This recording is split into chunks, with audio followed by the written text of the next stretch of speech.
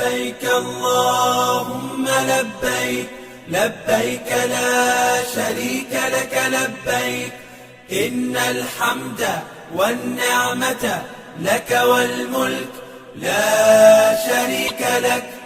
حج کے 5 ایام ہیں اور ان 5 ایام میں حجاج کرام کیا کیا کرتے ہیں، کون کون سی عبادتیں کرتے ہیں، کون سے فرائض اور واجبات ادا کرنے ہوتے ہیں۔ حج کے 5 دن 8، 9، 10، 11 اور 12 ذی الحجہ ہیں۔ آج کی اس ویڈیو میں نہایت مختصر ٹائم کے اندر آپ کو میں تمام تر تفصیلات بتاؤں گا۔ آپ سے گزارش ہے کہ ویڈیو کے ساتھ جڑے رہیں اور ویڈیو اینڈ تک ضرور دیکھیں۔ حج کا پہلا دن ہے 8 ذی الحج۔ 8 ذی الحج کو حجاج کرام منا کی وادی، منا کی خیمہ بستی کے اندر پہنچ جاتے ہیں۔ اس سے پہلے حجاج کرام اپنے ہوٹل سے احرام باندھ کر حج کی نیت کر لیتے ہیں۔ 8 ذی الحج کو حجاج کرام نے یہاں پر 5 نمازیں پڑھنی ہوں گی، ظہر، عصر، مغرب اور عشاء، اور 9 ذی الحج کی فجر۔ فجر کی نماز ادا کرنے کے بعد حجاج کرام جائیں گے عرفات کے میدان میں۔ آج کا دن حج کا سب سے اہم دن ہے، کیونکہ اس دن حج کا خطبہ پڑھا جاتا ہے اور یہی وہ دن ہے جس کو حج کا دن کہا جاتا ہے۔ حاجیوں کا عرفات کے میدان میں قیام کرنا وقوف عرفہ کہلاتا ہے۔ اگر حجاج کرام یہ رکن چھوڑ دیں اور عرفات کے میدان نہ پہنچیں تو ان کا حج نہیں ہوگا۔ حج کا سب سے اہم رکن اعظم وقوف عرفہ ہے۔ اگر کوئی حاجی عرفات کے میدان میں چند لمحات کے لیے بھی پہنچا اور مغرب کے وقت اس نے عرفات چھوڑا تو اس کا مطلب وہ حاجی ہے۔ تمام ارکان مس ہو جائیں، غلطیاں ہو جائیں، کوتاہیاں ہو جائیں تو تب بھی آپ کا حج ہو جائے گا۔ لیکن اگر آپ نے وقوف عرفہ نہ کیا تو آپ حاجی نہیں کہلائیں گے۔ یہاں پر ظہر اور عصر کی نمازیں ادا کرنی ہیں، اور جب مغرب کا وقت ہو جائے، جب یہ یقین ہو جائے کہ سورج غروب ہو چکا ہے تو آپ نے یہاں سے رخصت ہو جانا ہے مزدلفہ۔ آپ نے مغرب کی نماز جہاں پر ادا نہیں کرنی ہوتی، مغرب کی نماز قضا پڑھیں گے اور مزدلفہ کی وادی میں پڑھیں گے۔ جب مزدلفہ پہنچیں گے تو عشاء کی اور مغرب کی نماز اکٹھی ادا کرنی ہوگی۔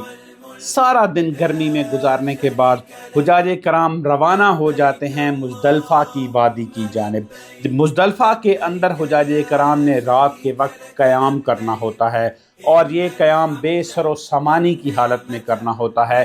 کھلے آسمان کے نیچے آپ نے رات بسر کرنی ہوتی ہے۔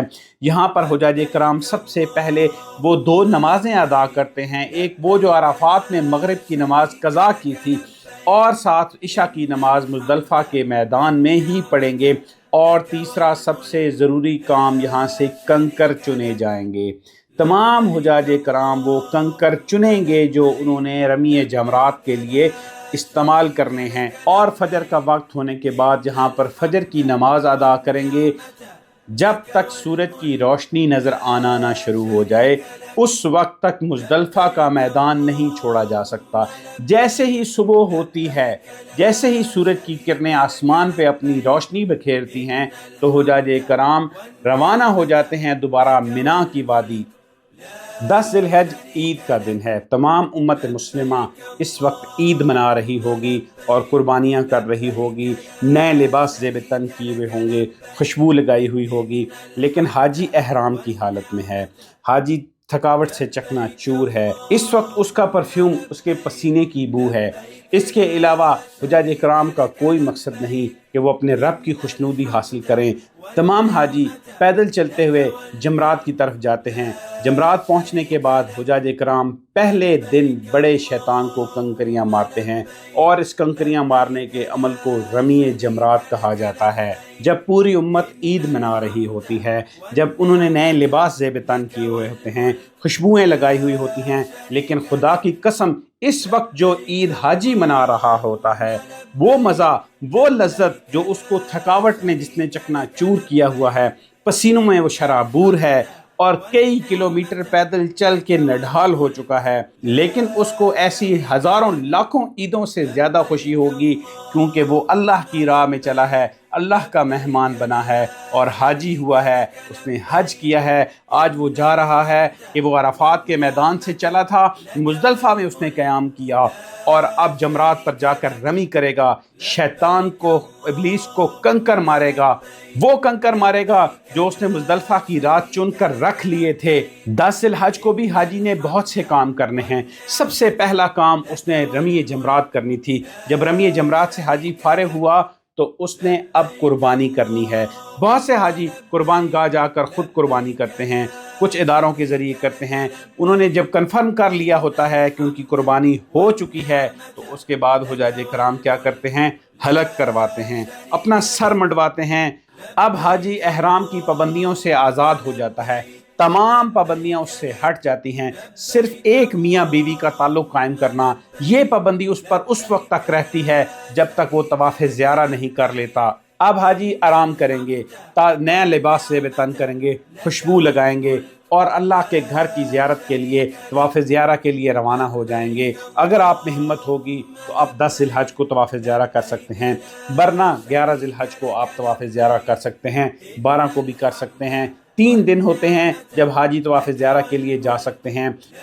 حجاج کرام جب طواف زیارہ کے لیے جائیں گے تو اللہ کے گھر کا طواف کریں گے اور اس کے ساتھ ساتھ بالکل ویسے جیسے عمرے میں صحیح کرتے تھے صحیح کریں گے، لیکن اس وقت ان کا لباس احرام نہیں ہوگا بلکہ وہ سادہ لباس کے اندر ہوں گے۔ اگر تو حاجی نے طواف زیارہ 10 ذی الحج کو کر لیا تو ٹھیک، ورنہ 11 ذی الحج کو حاجی نے 2 کام کرنے ہیں، طواف زیارہ کرنا ہے اور رمی جمرات کرنا ہے۔ لیکن آج اس نے تینوں شیطانوں کو کنکر مارنے ہیں، تینوں شیطانوں کو کنکر مارے گا اور طواف زیارہ کرے گا۔ اگلے دن دوبارہ 12 ذی الحج کو رمی جمرات کریں گے اور 12 ذی الحج کو رمی جمرات کرنے کے بعد آپ کا حج مکمل ہو چکا ہے۔ اب حجاج کرام منا کی وادی کو چھوڑ دیں گے اور اپنے ہوٹلوں کی جانب روانہ ہو جائیں گے۔ ہم دعا کریں گے کہ اللہ پاک تمام حجاج کرام کے حج کو قبول فرمائے اور ان کے حج کو حج مبرور بنائے، آمین۔